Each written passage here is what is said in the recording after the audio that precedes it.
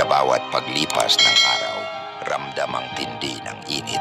Ang dating luntiang kabundukan ng Pamplona, ngayoy natutuyot.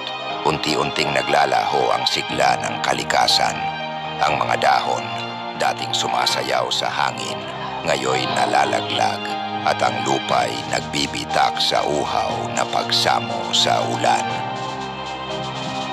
Ang tagtuyot ay hindi lamang isang pagsubok sa kalikasan, kundi pati na rin sa mga magsasaka na umaasa sa biyaya ng tubig.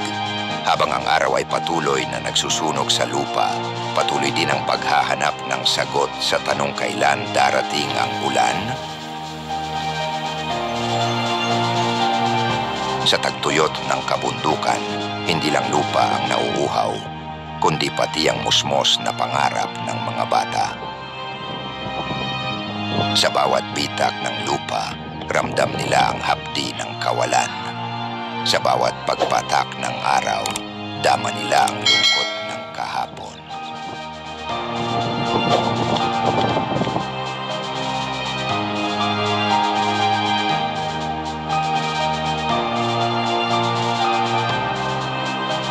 Ngunit kahit sa gitna ng tagtuyot, ang puso ng isang bata ay may kakayahang mangarap, may pag-asang aahon mula sa kawalan.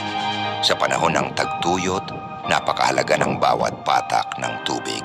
Ang ating kalikasan ay nagbibigay buhay, kaya't dapat natin itong pangalagaan. Sama-sama tayong kumilos upang mapanatili ang balanse ng ating kapaligiran. Maraming salamat sa panonood. Huwag kalimutang i-like, i-share, at mag-subscribe sa Exquisite Info TV. Iya, matama ng bala. Ay, doktor. Ay, doktor tampal. Kamay-kamay ko, no? I'm doctor. I'm police.